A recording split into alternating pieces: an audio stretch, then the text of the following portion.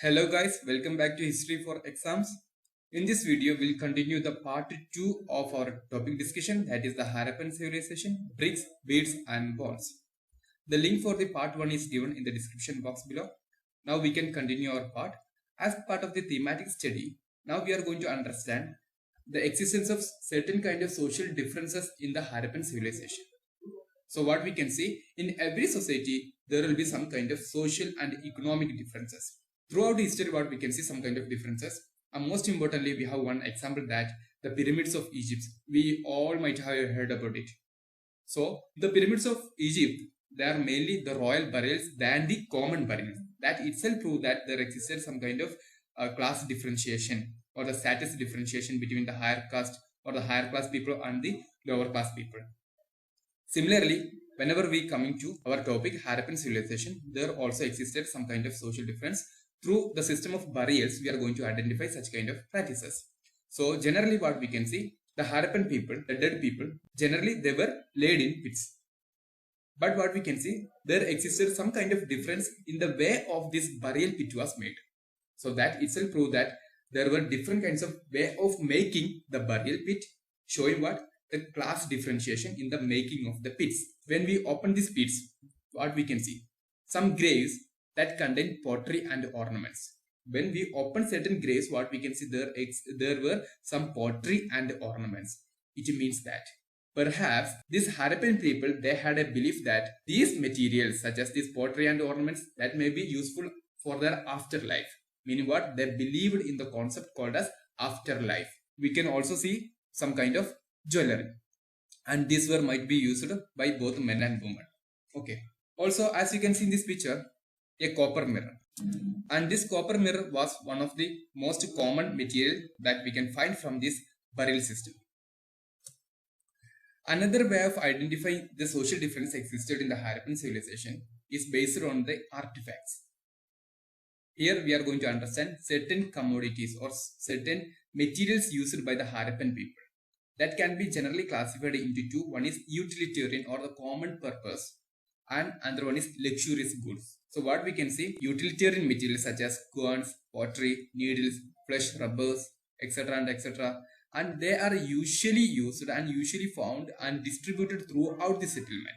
But at the same time, certain commodities such as the luxury commodities, as an example, as you can see in this picture, a fine pot, that is actually a luxury material, and that is a precious one. That's why that is difficult to make. That's why the distribution of this one is only we can see in major settlements such as Harappa and Mohenjo-daro, and not throughout every settlements. So from this we can understand there existed some kind of social differentiation in the Harappan civilization. Next, we are going to understand about the craft production held in this Harappan civilization. For that, we have one important city called as Chanhu-daro. And this city, Chanhu-daro, that is a small one, a tiny settlement having less than 7 hectares when compared to Mohenjo-daro, which has 125 hectares of area. The most important feature of this city, Chanhu-daro, is that site or this city is exclusively devoted to craft production, such as bead making industries can be seen there, shell cutting technology, metal working, seal making and weight making. Such kind of industrial craft production can be seen as the unique feature of this Chanhu-daro. The bead making was the most important activity that held in Chanhu-daro. For making these beads, there used different kinds of materials such as stones and metals. And in stones, we can see some kind of a variety materials such as carnelian stones, jasper, crystal, quartz and steatite. At the same time, in metals, we can see copper made, bronze and gold made materials for the construction of beads. And the shapes were very numerous, such as disc-shaped, cylindrical, spherical, barrel-shaped, etc. can be seen as the different varieties of bead industry. Also, they used different kinds of technologies for the making of these beads. And based on the geography and the favorable conditions, there are held different kinds of practices, such as in Nageshwar and Balakot region, they were coastal regions. For them, what we can see, these were specialized centers for making shell objects, including bangles, ladles and inlay, and these were taken to other settlements. Similarly, what we can see, Some finished products such as beads from Chanhudara and Lothal, they were taken to the large urban centers such as Mohenjo-daro and Harappa, showing there existed an integrated network or communication between these cities. Next, we are going to understand the strategies for procuring these materials. We have already told that there required a variety of materials for the craft production. So, from where we got these materials? There are two cases. One is locally available and the one is from outside. So, first of all, we are going to understand the sources that was available from the local market or from inside our civilization itself. So, what we can see, we have already told that some important sites, they are important or they are specialized for some important materials such as Nageshwar and Balakot in areas of coastal areas where we can see shell was easily available.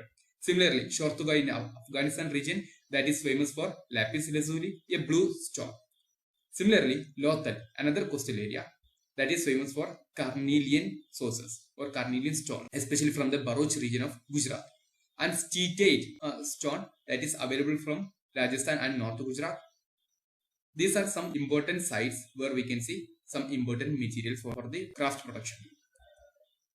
Another important site is the Khetri region of Rajasthan that is famous for copper. So the Indus people or the Hindu civilization or the Harappan civilization, they received copper majorly from this Khetri region of Rajasthan and gold from South India, especially from Karnataka region. These are some important regions where we availed or we procured materials for craft production. Next, we are going to look into the contact with the distant lands. The Harappan people had distant land contact along with their integrated communication between each cities. Now look into the map, we can identify some important sites such as Lothal, Meluha. Meluha that means our Mohenjo-daro or Indus civilization. Sudka Jendor, the westernmost boundary of Harappan civilization. Magan is identified as Oman. Dilmun identified as Bahrain. Mesopotamia, Turan, Altindip. These are some important foreign locations during the period of Harappan civilization. So regarding the contact with the distant lands, we can understand that we had some trade connection with these people. Especially the recent excavations or the recent studies has proved that the copper was also probably brought from Oman. Meaning both the Omani copper and the Harappan artifacts have the traces of nickel, suggesting a common origin to both of them. Similarly, Mesopotamian text that refers to a region called as Magan, perhaps a name for Oman. So the Harappan people had long distance trade with some other communities such as the Mesopotamian people, the Magan people, etc. So in this picture you can see a cylinder seal. This cylinder seal is of Mesopotamia, and the humped bull seal, the second one, the humped bull seal, and that is derived from Indus region, showing the trade relationship between the Mesopotamian people and this Indus people. Similarly, what we can see, we have already told that the Mesopotamian text that mentions some important regions such as Dilmun, that may be identified as or Bahrain, Magan, that is Oman, and Meluha. Also, these texts that mention the products from Meluha, that is Indus civilization or the Harappan region, such as the carnelian, lapis lazuli, copper, gold, and varieties of wood. Another important feature, that is the round Persian Gulf seal that is found in Bahrain, sometimes carries Harappan motifs. So what we can see, some seals of this Persian Gulf that contains Harappan motifs. Also, interestingly, what we can see, the local Dilmun weights or the Bahrain weights that follow the Harappan standard of measurement. Also, we can see the seal depicting a boat, meaning what? A boat is used for long distance trade or travel. So that also signifies the long distance trade held by these Harappan people. Next, we are going to understand the various seals, script, and weights used by these Harappan people. And basically, these seals and sealings that were used to facilitate long distance communication. And most importantly, what we can see, their practices a script. Harappan seals, they usually have a line of writing, and that probably contains the name and the title of the owner. So the most important limitation is that the most script remains undeciphered to date. And these seals or these script, they contain many signs, somewhere between 375 and 400. And it is apparent that the script was written from right to left. Next is the weights. And we can see the exchanges were regulated by a precise system of weights.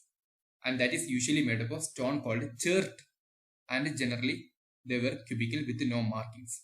So generally there were no markings on these weights and used stone type called as church. And another feature is that the lower denomination of weights were in binary, that is 1, 2, 4, 8, 16, 32, etc. up to 12,800. While the higher denominations, they followed decimal system. And the smaller weights, they were probably used for weighing jewelry and beads. This is about weights and measures of this Harappan civilization. Next, we are going to understand the ancient authority who ruled actually in the Harappan society. We have already mentioned that or studied that in Harappa there existed many cities and there were a regulated trading mechanism, weights and measurement system. So there's a question that who ruled actually the Harappan cities or the Harappan civilizations? For that, archaeologists try to find out with certain evidences. A large building found at Mohenjo-daro was labeled as a palace by archaeologists, but no spectacular finds were associated with it. At the same time, a stone statue, as you can see in this picture, that is called as priest king statue. And this was used by the archaeologists to connect with the Mesopotamian history because there existed some kind of priest kings. Similarly, they claimed that there existed some kind of parallel things or the parallel government in this region also. But even though priest kings, we are not assured about their political power or their ritual practices conducted by these Harappan people. So what we can see, but as we will see, the ritual practices of Harappan civilization are not well understood yet, nor are there any means of knowing whether those who perform them also held some political power. So we cannot come to a conclusion that Harappa was ruled by priest king or. But at the same time, some archaeologists, they are of different opinion. They say that the Harappan society had no rulers, meaning what? Everybody enjoyed equal status. At the same time, some other archaeologists believe that there was no single ruler, but several rulers existed. Meaning, Mohenjo-daro, such big cities had separate ruler, and Harappa had another ruler, henceforth. And others argue that there was a single state. By arguing that there existed some similarity in artifacts, the evidence for planned settlement, the standardized ratio of brick size, and the establishment of settlement near sources of raw materials. But what we can see, as of now, the last theory seems the most plausible, and it is unlikely that the entire communities could have collectively made and implemented such complex decisions. Next, we are going to discuss the end of this civilization. There is evidence that by 800 BC, most of the mature Harappan sites in the region, such as the Cholistan, and that had been abandoned. And the people began to migrate, or the population became expanded into new settlements such as Gujarat, Haryana, and Western Uttar Pradesh. Western Uttar Pradesh meaning what? The Gangetic region from the Indus region. Also, what we can see after 1900 BCE, there we can see the appearance of many material things such as the disappearance of their weights, seals, special beads, writing, long distance trade. All this began to be disappeared. So that's also indicates one of the reason or one of the idea or the element behind this decline of Indus civilization. And the house construction techniques that became deteriorated and large public structures that were no longer produced. Overall, what we can see, the artifacts and settlements indicate a rural way of life in that what are called as the late Harappan phase. So what we can see, the late Harappan phase or the successive cultures that signifies the decline of Indus Valley civilization. That we can understand through the cemetery edge culture, the Jukar culture. Regarding the decline or the disappearance, what we can see, the strong unifying element, perhaps the Harappan state came to an end. And this can be evidenced by the disappearance of seals, the script, distinctive bead and pottery. And there might be a shift from a standardized weight system to the use of local weights and the decline and abandonment of cities. All this shows what? The decline of. So this is all about our discussion and we have covered the most important topics of this chapter and we'll continue it. That's all.